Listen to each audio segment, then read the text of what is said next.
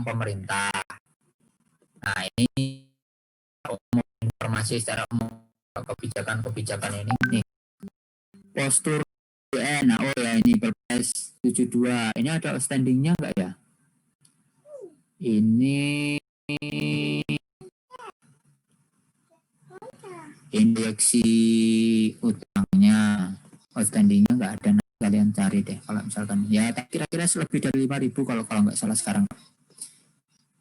Nah, rencana penerbitan SPN di tahun 2020 ini ada 1.000 triliun rencana penerbitan SPN.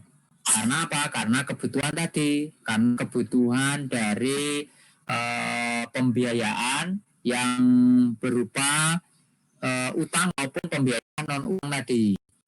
Kebutuhan pembiayaannya tadi kan ada 1.600 berapa tadi kan?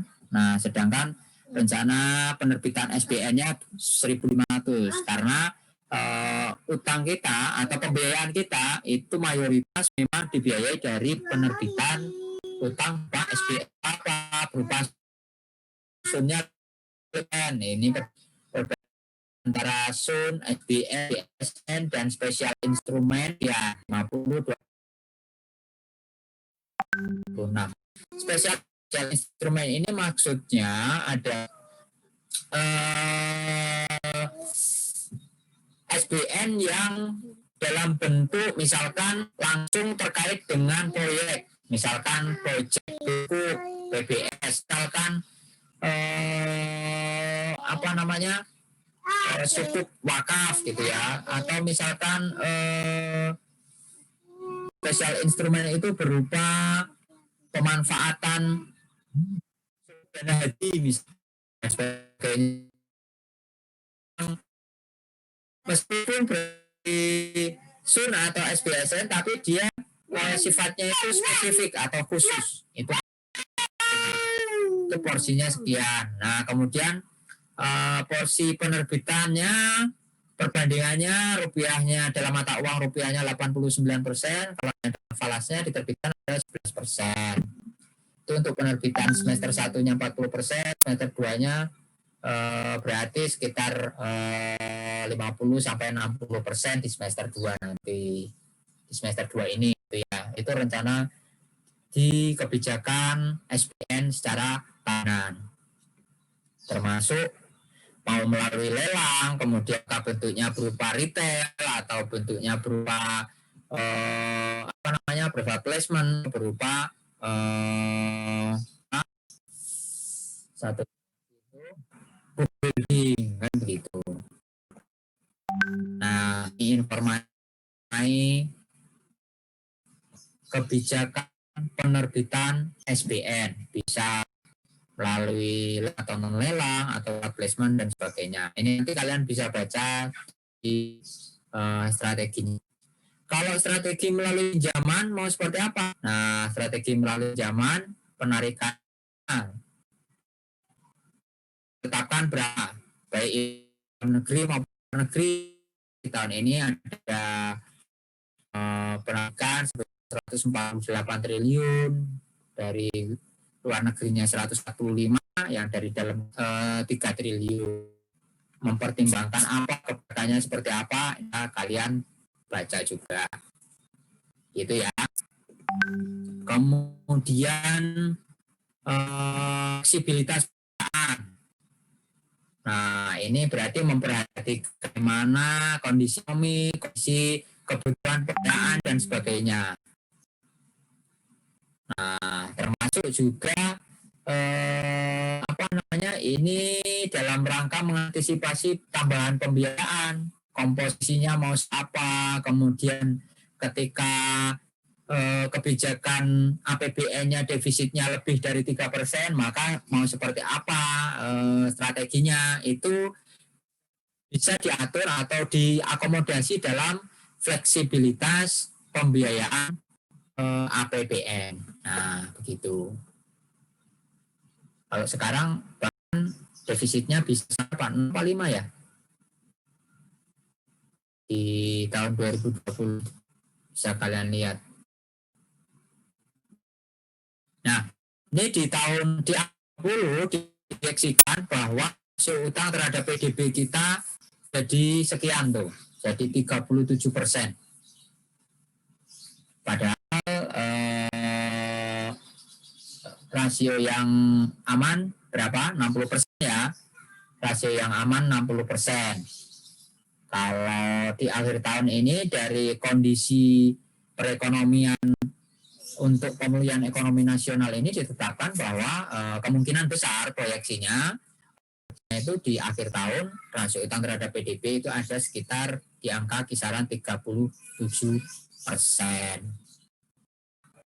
Sampai sini ada yang ingin ditanyakan mengenai strategi utang pemerintah, saudara? Pak, mau nanya beberapa, Pak. Oke, silakan. Ya, Pak. Pertama tadi yang terkait di paparan Bapak itu yang lelang sama retail gimana ya, Pak? Lelang sama retail, apa nih? Penjelasannya, penerbitan lelang atau? Itu kebijakan, penerbitan SPN aja. Jadi kebijakan penerbitannya yang mau melalui lelang, SPN yang diterbitkan melalui lelang itu berapa, kemudian yang diterbitkan melalui private placement itu berapa, yang diterbitkan melalui book building itu berapa. Nanti kalian dari setelah UAS metode-metode penerbitan ini. Nah, tapi sekarang baru sekedar overview-nya aja lah. Kebijakan SPN ini kan diterbitkan ada melalui 3 cara tadi, ada yang bisa melalui lelang, ada yang bisa melalui private placement, ada yang bisa melalui book building. Kalau lelang jelas, artinya SPN ini ditetapkan melalui penawaran berupa lelang dari si investor. Investor ini mau ngasih tawaran berapa kira-kira tingkat bunga yang dia mau gitu. Nanti tingkat bunga dianggap pemerintah paling cocok, nah itukah yang ditetapkan sebagai pemenang untuk penerbitan SPN secara lelang. Kalau yang private placement ini berarti SPN-nya itu ditetapkan atau akan diterbitkan untuk institusi tertentu atau untuk lembaga keuangan tertentu. Misalkan apa? Misalkan contohnya kalau yang private placement ini melalui pemanfaatan sukuk dana haji. Nah, itu berarti private placement. Artinya apa? Artinya sukuk dana haji ini diberikan atau ditetapkan, diterbitkan berasal dari dana yang dikelola oleh BPKH, Badan Pengelola BPKH itu apa itu namanya yang di Kementerian Agama itu yang mengelola dana abadi haji itu loh. Itu kan namanya BPKH. Saya lupa singkatannya apa ya BPKH. Nah, kalau private placement berarti SPN yang diterbitkan oleh pemerintah itu semuanya dibeli oleh BPKH ini dalam bentuk sukuk dana haji gitu. Jadi sudah ditetapkan penerbitannya dari institusi atau lembaga keuangan tertentu private placement ini dengan tingkat bunga, dengan tingkat pengembalian, jangka waktu pengembalian juga sudah ditetapkan, tapi untuk unit atau institusi atau lembaga keuangan tertentu atau institusi tertentu untuk yang private placement dan pengelola keuangan haji ya BPKH itu. Nah itu untuk yang private placement. Nah kemudian kalau misalkan yang book building suku retail contohnya yang ori itu, jadi pemerintah menetapkan ini jangka waktunya 3 tahun, kemudian tingkat bunganya misalkan 6%. Nah sekarang silakan investor melakukan pemesanan berupa pemesanan untuk membeli ori, membeli sukri. Nah itu metode book building, jadi metodenya pemesanan oleh investor. Nah kira-kira begitu. Jadi tadi yang melalui retail, yang melalui lelang tadi seperti itu, dan metode kebijakan SPN di tahun 2020 ini berapa yang akan diterbitkan melalui sukri, berapa yang akan diterbitkan melalui retail, berapa yang akan diterbitkan melalui private placement dan sebagainya, itu diatur seperti itu. Sekian berapa nominalnya, berapa persentasenya. Kalau yang rinciannya nanti ada di strategi tahunannya gitu. Itu dan untuk yang kebijakan SBN, baik itu melalui retail ataupun melalui private placement. Jadi kalau yang retail tuh yang biasa, yang metode terakhir itu ya Pak, yang pemesanan itu? Ya, metode book building itu rata-rata retail itu, aplikasi retail itu masuk ke book building itu. Kalau yang lelang sendiri masih belum ada gambarannya Pak. Yang lelang gimana ya Pak? Ya kalau lelang sebenarnya pemerintah ini menerbitkan utang dalam misalkan SPN, surat perbendaharaan negara. Contohnya pemerintah akan menerbitkan SPN. Nah, pemerintah ini menyediakan waktu atau menyediakan fasilitas lelang SBN dalam bentuk SPN tadi. Itu. Jadi ada investor-investor yang menyampaikan penawaran atau menyampaikan bid. Ya sama seperti lelang biasa gitu ya. Sama seperti lelang biasa, nanti investor menyampaikan tawarannya, kira-kira SPN sekian ini, SPN yang 3 bulan ini mereka mau minta tingkat bunganya berapa investornya itu. Misalkan ada saya pemerintah, saya itu mengumumkan kepada investor bahwa saya akan menerbitkan obligasi negara nomor 10 misalkan, obligasi negara nomor 10. Pemerintah saya akan menerbitkan obligasi nomor 10. Nah, melalui apa? Melalui metode lelang. Maka saya buka penawaran lelang dalam tempo 2 minggu. Nah, dalam waktu 2 minggu ini ada investor, ada si Ahdan, ada si Rossi, ada si Venda, ada si siapa tadi namanya, Arfandi, ada si Devi dan sebagainya. Mereka ini berperan sebagai investor yang mengajukan penawaran lelang. Jadi si Ahdan ini mengajukan tawaran berupa, saya mau menawarkan tingkat bunga yang saya mau itu 6%. Jangka waktu pengembaliannya 3 tahun misalkan. Kemudian si Arfandi ini mengajukan lelangnya misalkan tingkat bunganya 5%. Jangka waktunya 3 tahun gitu kan. Berarti lebih rendah Arfandi. Kemudian si Anissa mengajukan tawaran lelangnya berupa tingkat bunganya 8%, jangka waktunya 3 tahun misalkan. Nah, berarti kan lebih tinggi. Nah, nanti dari tawaran-tawaran lelang yang masuk itu, pemerintah akan melakukan penilaian, kemudian memutuskan siapa yang akan menjadi pemenang lelang tersebut gitu. Bisa. Berarti kalau nilai ukurannya dari tingkat bunga yang lebih murah, berarti tadi kan tingkat bunganya si Arfandi lebih murah karena 5% per tahun begitu. Termasuk juga nilainya jangka waktunya seperti itu. Nanti di pembahasan mengenai SBN, mengenai SUN ataupun SBSN, nanti kita akan mempelajari mengenai metode penerbitan SBN, baik itu melalui lelang, melalui private placement ataupun melalui book building tadi. Gitu Dan. Ya Pak. Metode lelangnya ya. Permisi Pak. Nah itu kan berarti kalau misalkan gitu udah fix nominalnya sama atau enggak Pak? Misalkan pemerintah butuh pembiayaan, misalkan katakan 2 triliun itu diterbitkan pakai yang lelang itu ya Pak.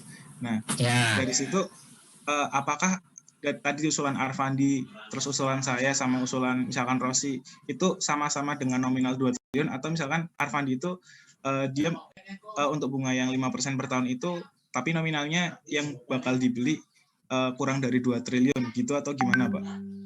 Ya bisa tergantung dari ininya, dari apakah itu lelangnya untuk yang institusi, artinya kebutuhan 3 triliun itu dipenuhi oleh Ahdan saja, atau oleh si Arfandi saja, atau oleh si Rossi saja, atau bisa dari beberapa investor. 3 triliun itu bisa dipenuhi oleh Arfandi atau si Ahdan termasuk juga Rossi. Jadi kumpulan dari 3 investor ini nanti totalnya 3 triliun.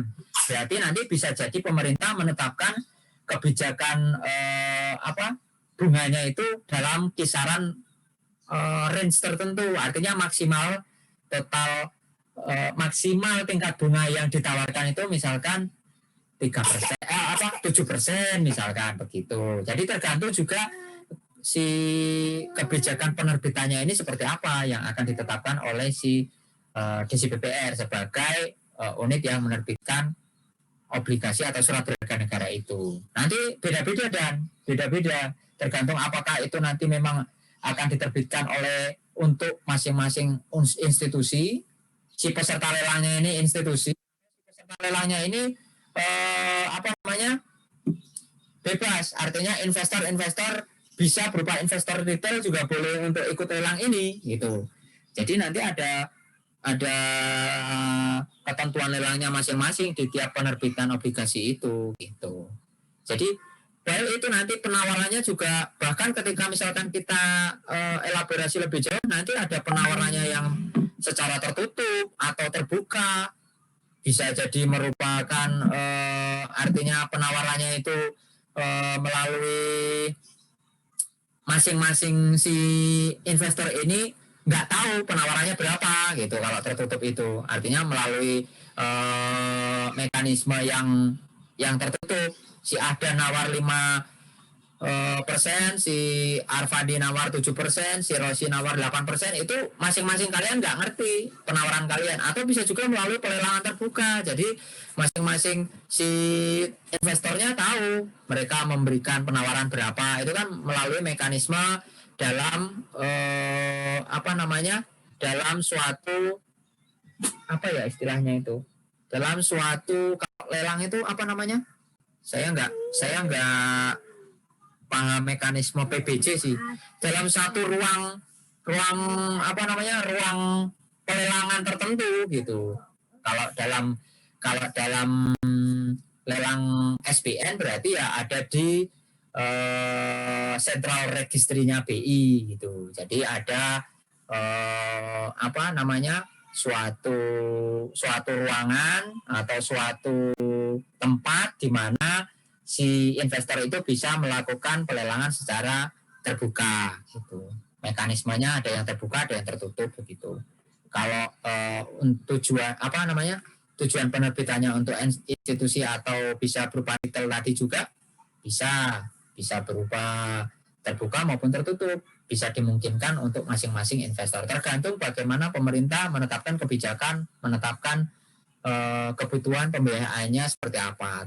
Tentu berpedoman pada tadi strategi pengelolaan utang tahunan yang selaras dengan strategi pengelolaan utang jangka menengah selama 5 tahunan tadi.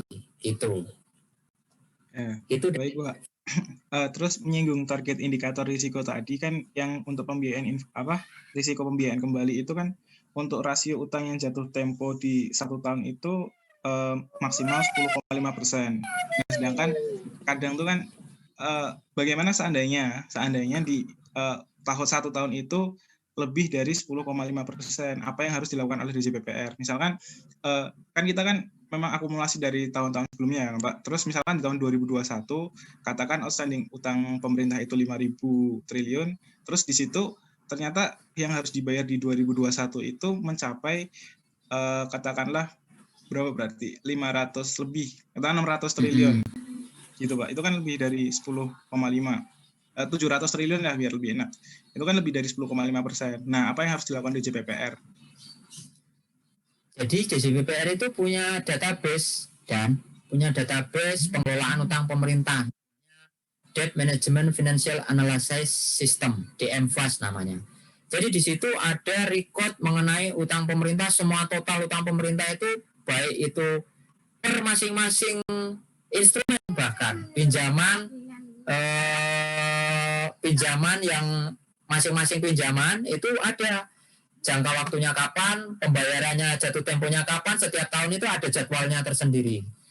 Semuanya ada di DMFAS itu. Nah, setiap tahun pemerintah tentu sudah bisa memproyeksikan berapa utang yang akan jatuh tempo dari situ tadi, dari update database yang dimiliki oleh DCPPR tadi, maka pemerintah setiap tahun sebenarnya sudah punya proyeksi berapa yang akan jatuh tempo, kan begitu Dan? Ya kan? Nah, tentu itu harus diselaraskan. Makanya tadi pentingnya pemerintah berpedoman pada strategi itu apa? Supaya apa? Supaya pada setiap tahunnya itu pemerintah punya acuan, punya pedoman. Oh, ternyata kalau jatuh temponya ini di atas batas maksimal ini berarti ada yang salah nih dengan strategi tahunan kita. Berarti kita lebih banyak menerbitkan utang jangka pendek ini. Berarti harus diperbaiki nih pengelolaannya kurang hati-hati dan sebagainya. Tapi sepanjang sepanjang pengelolaan utang yang sudah ada itu risiko itu bisa diminimalkan.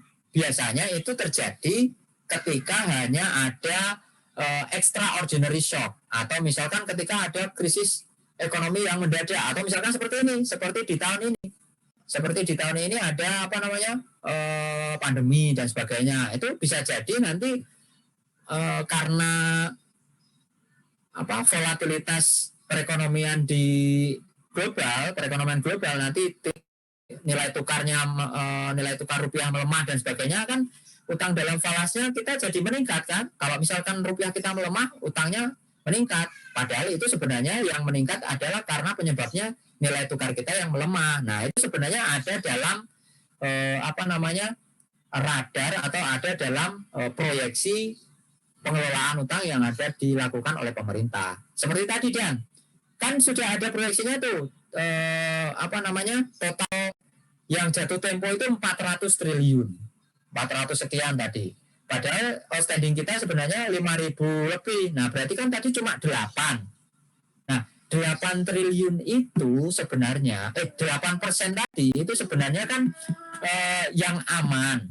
Tapi ketika misalkan di tahun 2020 ini nanti ada pelemahan nilai tukar, itu diharapkan ya dari yang jatuh tempo tadi itu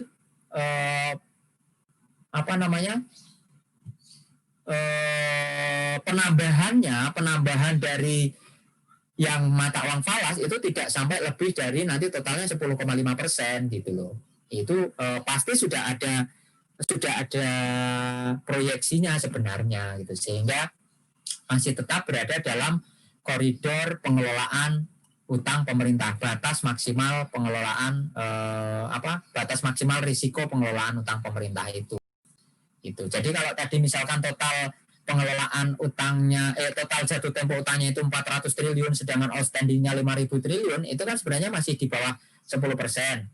Masih 8% tadi, tapi yang spare 2% dari 8 sampai ke 10,5% tadi itu nanti ini berarti alokasi untuk misalkan ada pelemahan nilai tukar yang menyebabkan penambahan total utang yang harus jatuh tempo gitu loh.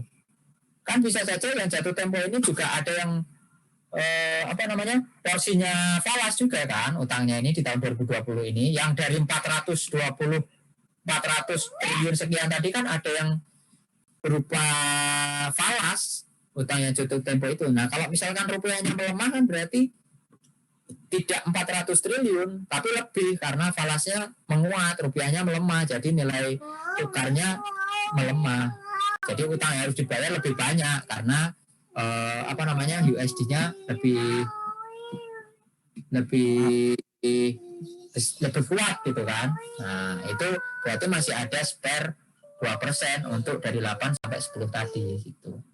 Itu untuk mengantisipasi itu salah satunya seperti itu kan. Baik, Pak. Terima kasih, Pak. Terakhir, singkat aja, Pak. Saya masih bingung terkait sama tadi bagaimana crowding out. Padahal kan kalau kita lihat tuh instrumen di pemerintah itu kan kebanyakan returnnya itu ya 4, 5, 6%.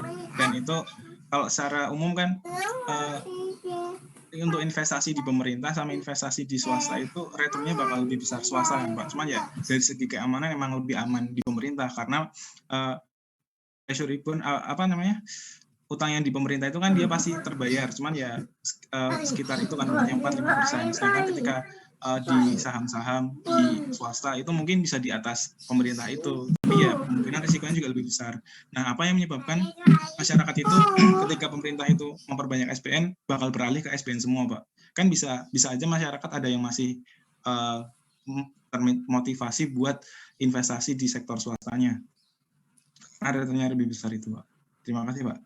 Nah, kalau situasinya seperti ini, Dan, kalau situasinya perekonomiannya melambat seperti ini, minus dan sebagainya, ya kan, pertumbuhan ekonomi aja minus, berarti kan kalau pengusaha-pengusaha itu mau investasi dalam bentuk memproduksi barang, pokoknya produksi, kemudian apalagi bikin pabrik dan sebagainya, investasi-investasi dan sebagainya itu yang di sektor real, mereka kan mikir-mikir kan, ya kalau laku, jualannya laku, sedangkan daya beli masyarakat sekarang seperti ini, lah mereka kan lebih memilih untuk ya udah investasi saja ke SBN, sudah pasti, walaupun misalkan di bawah tingkat bunga yang ditawarkan oleh swasta, tapi kan pasti terbayar, tidak akan default.